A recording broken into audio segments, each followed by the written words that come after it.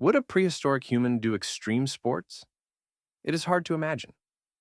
A person wearing animal skin, jumping off the Himalayas in a wingsuit, or standing on two pieces of wood, skiing down the Alps for fun. The image feels ridiculous. Because for prehistoric humans, danger was not entertainment. Danger was the problem waiting for them every morning.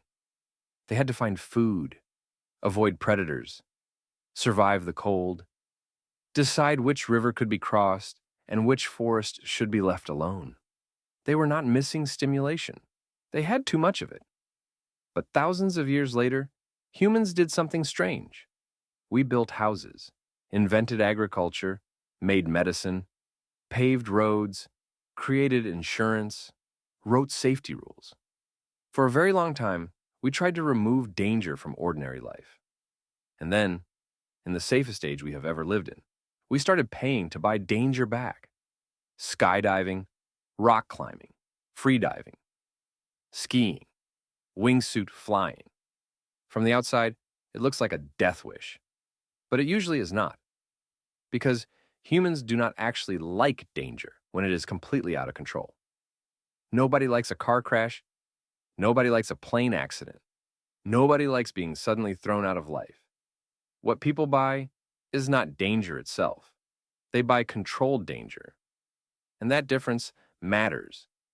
Skydiving is not a plane crash, because skydiving has altitude, wind speed, a deployment point, a main parachute, a reserve parachute, body position, and a procedure for what happens when something goes wrong. Rock climbing is not just falling off a cliff. It has route grades, holds, rope systems, a B-layer, and a decision before almost every movement. Freediving is not drowning. It has depth limits, ascent rhythm, a partner watching, and body signals that cannot be ignored. So extreme sports are not simply people throwing themselves into danger. They are people taking danger apart, breaking it into variables that can be trained, measured, and repeated. Disaster is danger arriving without permission. Extreme sport is danger after humans have designed a doorway into it. That is the attraction. Not, I might die. But I know there is risk here, and I am ready for it. One is chaos. The other is challenge. And the body knows the difference. When someone stands at the open door of a plane or on the edge of a cliff, the body does not think, this is a sport. The body thinks, something is wrong. So the stress system turns on. The sympathetic nervous system activates, adrenaline rises, norepinephrine rises, heart rate goes up, breathing gets shallow, blood moves toward the muscles, the pupils widen. The brain starts filtering out anything that does not matter right now. This is not pleasure. This is preparation. The body is getting ready to move. But the part people remember is often not the fear before the jump. It is the moment after. You jumped. You stabilized. You came back alive. And the brain records something important. I thought I might fail, but I completed it. This is where dopamine matters. Dopamine is not simply the chemical of happiness. It is more like a learning signal. It marks experiences that the brain thinks are important. It says, pay attention to this. You were afraid. You acted anyway. You survived. Remember it. So the addictive part of extreme sports is not just the stimulation, it is the brain learning a new rule. Fear does not always mean failure. I can be afraid and still perform. Then there are endorphins. Endorphins are the body's own opioid-like chemicals. After pain, stress, and high-intensity exercise, they can help reduce pain and soften tension. But the calm feeling after intense exercise is probably not only endorphins.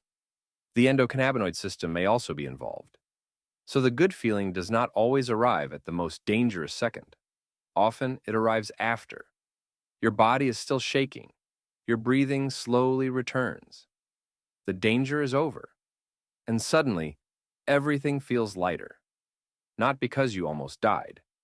Because your body has completed a loop. Alarm, action, control, completion, release. Then, the reward system marks the memory.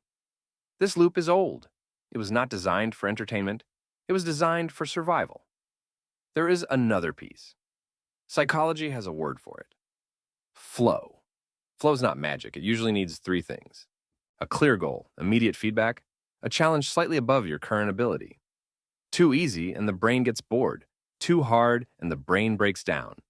But when the difficulty is just right, attention becomes extremely narrow. Extreme sports create this condition very easily. On a rock wall, if your hand is not secure, your body knows immediately. On a ski slope, if your weight shifts too far, the next second answers. Underwater, oxygen does not negotiate with you. There is very little room for vagueness. The goal is clear. The feedback is fast. The cost of error is real. So the brain has no extra space for anything else. No email, no social performance, no endless self-evaluation. Attention moves into the action itself. The world gets smaller.